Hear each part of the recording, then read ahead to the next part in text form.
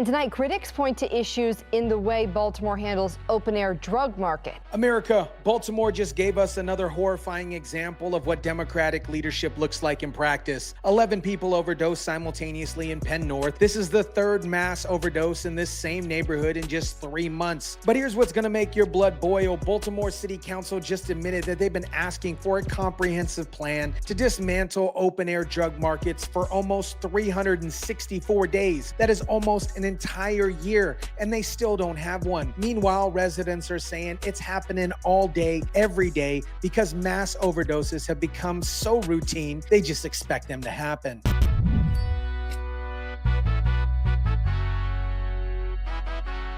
Tonight, we're looking into another mass overdose in Penn North in Baltimore, the third in the past 3 months. Yeah, nearly a dozen people were involved. At least 7 were taken to the hospital. What is up, guys? Tyson Dela Cruz here. Thank you so much for rocking with me. What we're witnessing in Baltimore isn't just a public health crisis. It's a complete breakdown of governance where politicians have spent an entire year talking about plans while people die on the streets from industrial scale poison. Let me break down what happened in Penn North. That may or may not shock every American. It doesn't shock me. 11 people overdosed simultaneously with age ranges from 30 to 60 years old. 6 males and 1 female. 7 were taken to the hospital while 4 others refused transport. Well, Maxine, we've got an update from police at this hour. They say the victims taken from here range in age from 30 to 60 years old. That includes 6 males and 1 female, all of them with what police are calling non-life-threatening injuries. But here's what should terrify you. This is the third overdose in Penn North in just 3 months. In July, 27 people were hospitalized from what federal officials believe was fentanyl mixed with sedatives. Now we have 11 more victims in the same exact neighborhood. This is the same area where dozens of people were taken to hospitals after a mass overdose in July. 27 people hospitalized in that incident. The cause was believed to be fentanyl mixed with sedatives, according to federal officials. When 11 people overdose simultaneously, that's not individual users making bad choices. That is a coordinated distribution network that can poison the entire neighborhood in just one day. The dealers know exactly what they're selling. They know the product is lethal. They know that it's going to kill people, but they also know that Baltimore's leadership won't hold them accountable. Listen to what residents are saying about life in Penn North, because their words expose the complete failure of Baltimore's leadership. When asked about these mass overdoses, one resident said something that's going to break your heart. When I see things like this, I keep coming and going because ain't no telling when the next one is going to happen. Like it's all day, every day. All day, every day. That is what life is like in Baltimore under Democratic leadership. Mass overdoses have become so routine that residents just expect them to happen. They're living in constant fear, not knowing when the next wave of poison will hit their neighborhood. But here's what should make your blood boil. Residents know exactly why this keeps happening. They're speculating that it's a bad batch of drugs that continues to be the culprit, with a little bit of help coming from city leaders. One resident was brutally honest about Baltimore's leadership. No, they're only showing up because of incidents like this. Very rarely you see those guys come here, to help us. We need help. I want to see some changes, right? Because me, for myself, I don't want to die in this neighborhood. I don't want to die in this neighborhood. That's what residents are saying, while Baltimore politicians focus on everything except for actually solving the problem. They only show up after mass overdoses for photo ops, then disappear until the next tragedy. Here's how Baltimore's leadership responded to 11 more people overdosing in the same neighborhood where 27 people overdosed just months earlier. The mayor's office released a statement that perfectly captures everything wrong with their approach. The mayor's office did release a statement that reads in part, the Mayor's Office of Neighborhood Safety and Engagement has maintained a presence on the ground at Penn North in recent months and will continue to provide resources and support to residents.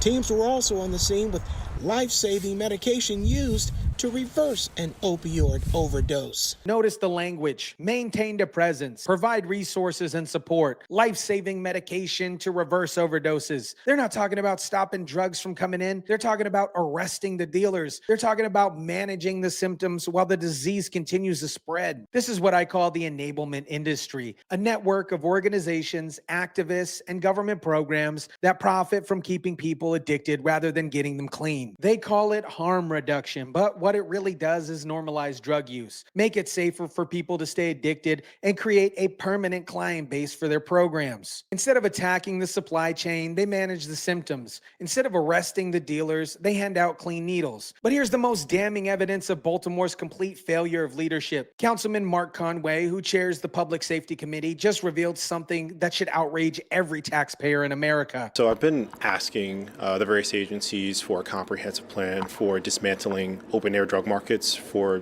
just under a year, 364 days to be exact, and we haven't gotten it. Let that sink in. For 364 days, almost an entire year, Councilman Conway has been asking city agencies for a comprehensive plan to dismantle open-air drug markets, and they haven't provided one, not in 364 days. While people are overdosing in mass numbers every few months, Baltimore agencies can't even produce a freaking plan. I've been visiting and talking to folks at various levels, local, state, and federal level, to get them to consider ways that we can intervene on this issue.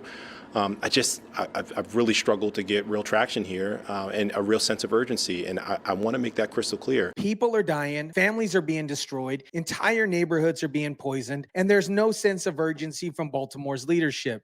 We need to address this issue. People are dying, families are being broken up, and people are still falling into addiction every single day. And the fact that we don't have a plan? How do we not have a plan? This is not a new issue. That's the question every Baltimore taxpayer should be asking. Mass overdoses have been happening for years. Open-air drug markets operate with impunity, and they still don't have a plan after 364 days of asking for one. Community activist Kenny Ibram sees right through Baltimore's scam, and what he revealed should make every American furious. He's watching these mass overdoses happen every single day while being critical of the mayor's administration's response. This happening every day up here. Among those critical of the mayor's administration's response to the opioid crisis, including this latest incident. And you see the mayor and them put a lot of effort in it. But here's the most damning part of what he said, and this exposes the real business model behind Baltimore's approach. Like, this is a mass overdose that's going on. It's a performance. Yeah, it's the city trying to get some government money, grant money.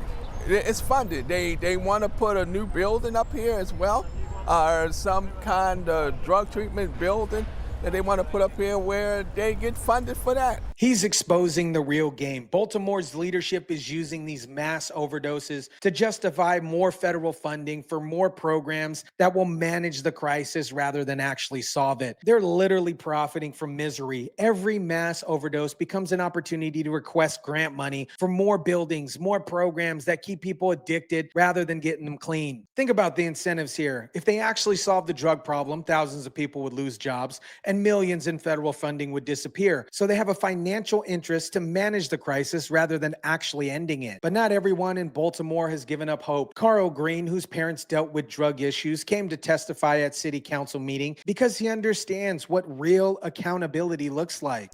But he says it is a complicated situation, which is why he came to testify. Green said something that every American should remember. It's important because people forget that they're public servants. We have to show up in order to hold them accountable, right? If we want change. They're public servants. That is exactly right. These politicians work for the people of Baltimore, not the other way around. But unfortunately, Green also fell into the trap of making excuses for their failures. I'm a little understanding only because there are so many pieces to dismantling these open air drug markets, right? People need different needs, and that's why harm reduction is so important, because you're finding out specifically long-term solutions to get people off of the street. Even the victims of this failed system are making excuses for politicians who created it. That's how deep this indoctrination goes. They've convinced people that harm reduction is compassionate when it's actually just enabling addiction for profit. After 364 days of asking for a plan and getting nothing, Councilman Conway finally gave Baltimore police and health departments a 60-day deadline to present a written plan of action. Start with a small drug shop and try to work to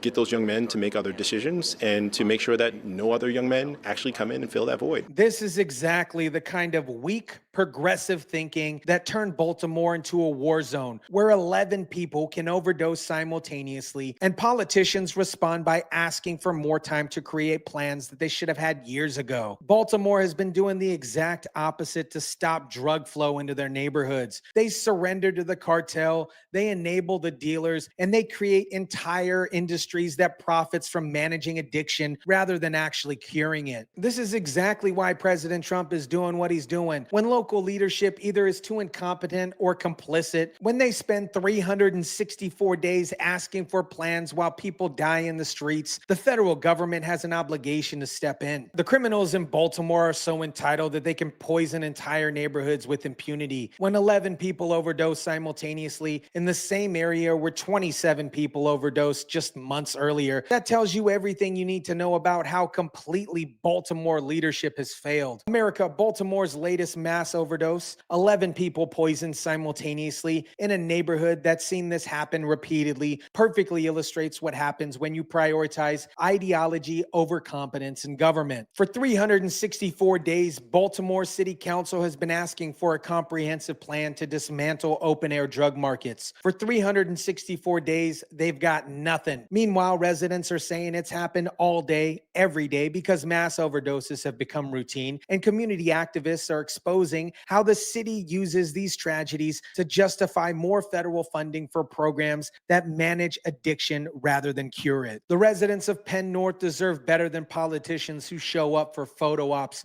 after mass overdoses, then disappear until the next tragedy. They deserve better than a system that profits off their misery while calling it harm reduction. This isn't just about Baltimore. This is what democratic governance looks like in practice. 364 days of asking for plans while people die, enabled industries that profit from addiction, and politicians who view mass overdoses as opportunities for more federal funding rather than emergencies requiring immediate action. The good news is that federal intervention might be coming soon. When local leadership spends an entire year failing to create basic plans while people die on the streets, it's time for competent leadership to step in and actually solve the problem. Let me know what you guys think about this. Drop it down in the comment section down below. Smash the like button if you kindly would. Share, subscribe, and as always, guys, I'll catch you on the next one.